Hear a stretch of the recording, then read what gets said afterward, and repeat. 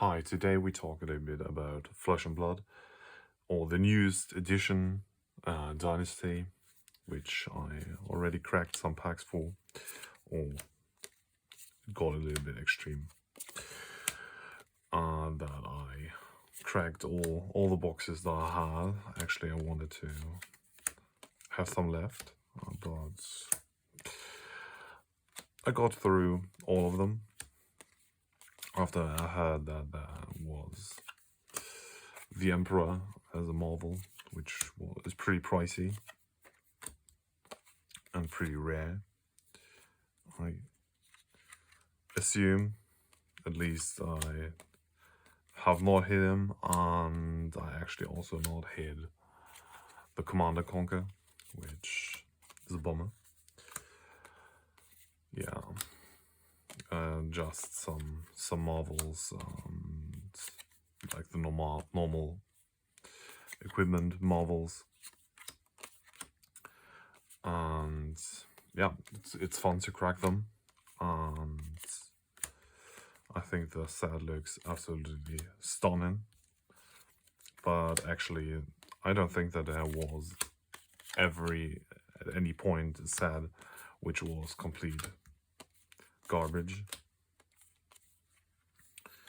because even during the blog of Monarch and Tales of Aria and Everfest, I also thought that those were pretty cool, even though those cards were not demanded as much as like the Crucible. Like, I got a case of Crucible and hit actually the Twinning Blade in the extended like playing card version, which is pretty nice. It's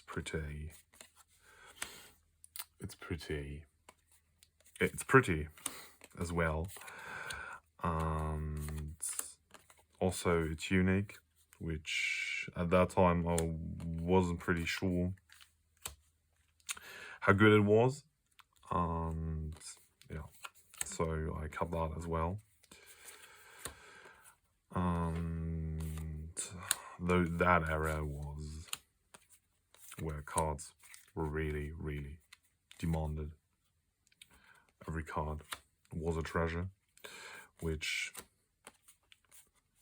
fortunately is not the case, because so people can get the cards they want and don't have to have the luck to get them or have the money to get them, like at least the normal playing cards. And also for high-end collectors and that want to have the chase and want to have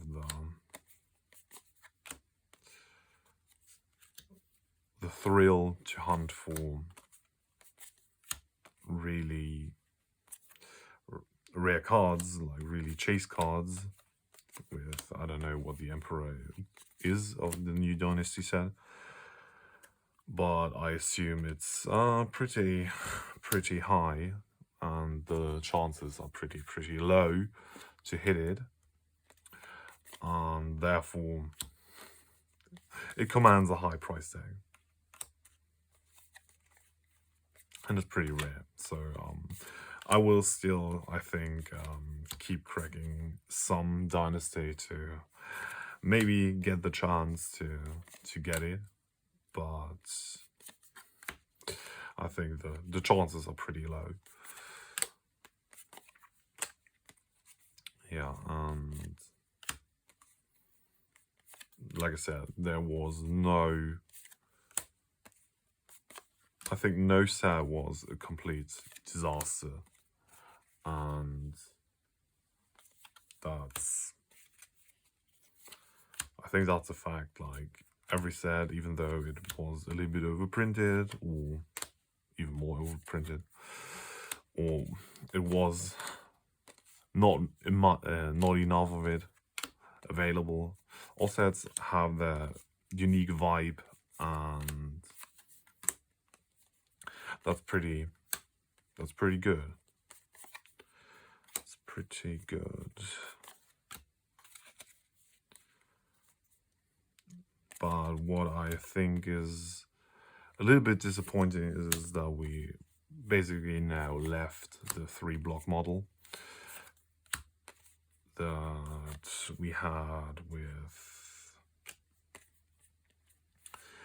the first block with WTR, Arc, and Crucible. And then we had the second block with Tails, Monarch, and Everfest. I thought that was actually a pretty nice structure to have 2 sets which is draftable on one supplementary we can fix some stuff booster box, which now is like 1 set and now 1. I don't know if it is going forward that way, but the other model was better. Like you at least had 2 different draft or sealed experiences, or could have it. And with those 10 card boosters, it's like there are always spicy things in it, but there is not really, like, you can't play with them really well. Like if you get 3 copies of one hero class, and yeah, good luck to play with that. Or you make your own custom heroes and have them, like the Emperor has more more types, so you can have a ranger mechnologist or an illusionist ninja, which would actually be a really cool thing. And yeah, I don't think that this will become a reality, or I don't know what will happen with the next 2 sets. We will see. I was really fond of those, and actually you could also have a format about it, like you can only play with this card pool of one block and choose a hero of that block and then play against each other, and you do not really have to change your hero deck too often, because you would just choose Monarch or Tails and Everfest and go with that. And you would not really have to change it, because, or maybe a little bit due to new sets coming out. But you do not really use those cards anyways of the new sets then, because you're playing with that block of cards, and that would be actually a fun idea. But with now 3 sets, or like 2 set blocks, not 3 sets, I don't think that becomes a reality. So we just go back to the normal way it is and have the complete card pools.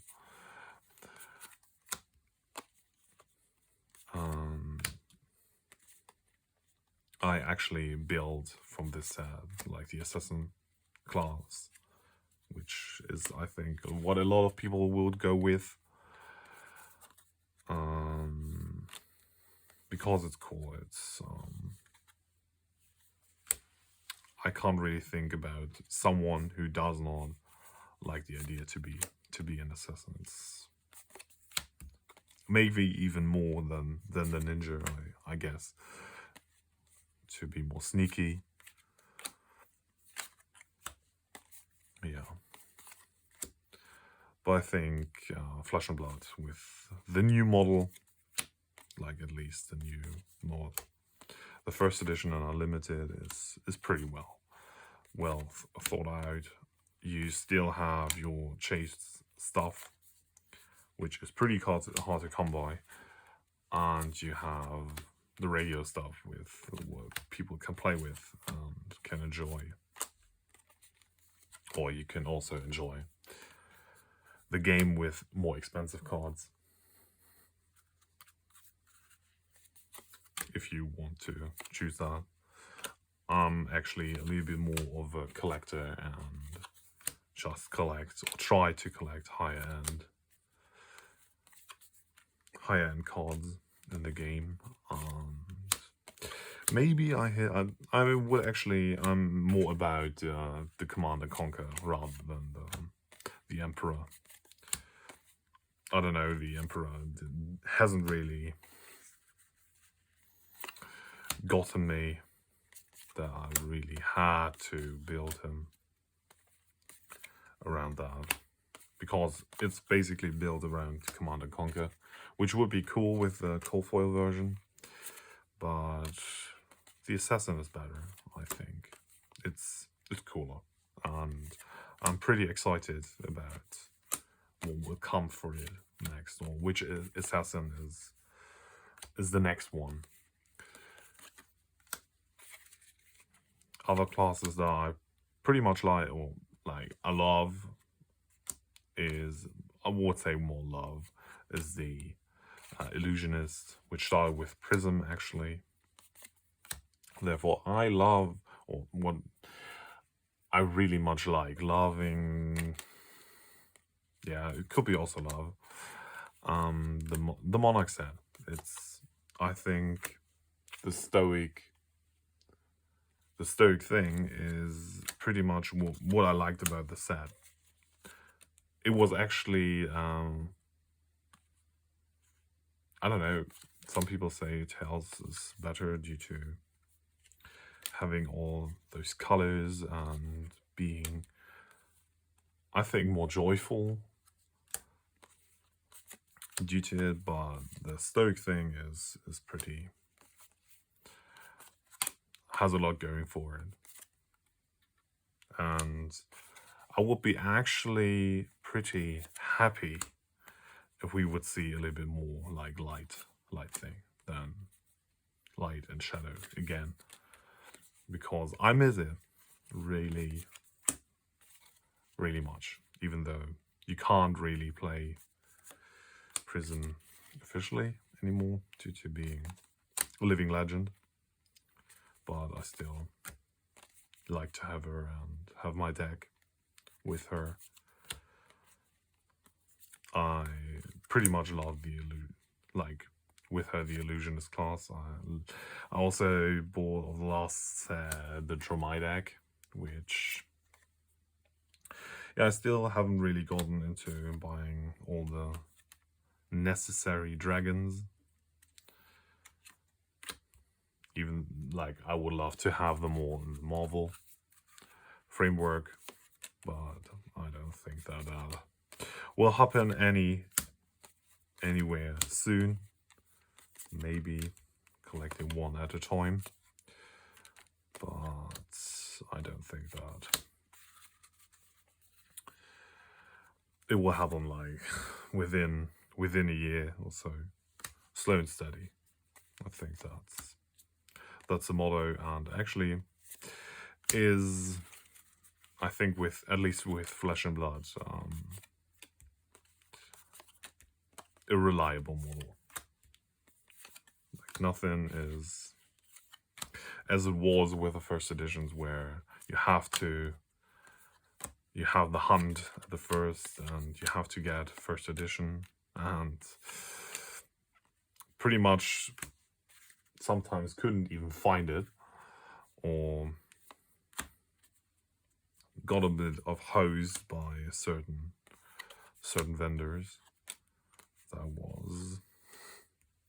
was a wild time. Currently, Flesh and Blood is just, I think currently just normal in its current form. Like, it's a normal card game where you can get all the boxes you want, and don't really have to worry about not getting anything at the start. Even though I had to wait for my Dynasty boxes a little bit at first, but with Dynasty now, with Uprising, I had to wait, and with Dynasty now, I just got my order without any problems. So I think that everything is now fully in place, and I'm already excited for the new set, even though we should enjoy first Dynasty, and I will, I guess, open some more boxes and try to hit, first of all, cards from my assistant class, and the other hand also cards that are pretty rare. Like, I hope so much for the Command and Conquer. Otherwise, I have to just trade in some other code foils to get it. I think it looks so neat. It's absolutely amazing. Yeah. So I cracked a lot of it, and I did not really get bored with it. Like, okay, after 3 boxes, you already know all the commons, and maybe even also all the rares, and get bored with them, I think, even though if you look at the art, and some cards are also pretty strong, it's absolutely not what they deserve. Like, for example, that is, I think, the most notable artwork of the set. Maybe with the other extended, there's one alternative art which is also in that like art style, but I think that's the most notable, or at least the most notable of the commons, I would say. Maybe not Marvels or the Fabled or the Emperor, of course, but I think that's at least the most memorable, most recognizable of the common set. And I would also say it's for me now pretty ingrained with the set, and it's pretty cool. Have like those, I don't know, could be, I'm not so familiar with the Asian history, like which art style could that belong to, but it's cool. It's showing a story, and it's different, I guess, and therefore it just is a delight to look at. So I think I will stop now. It's now talking for 20 minutes. Thanks if you watch until the end.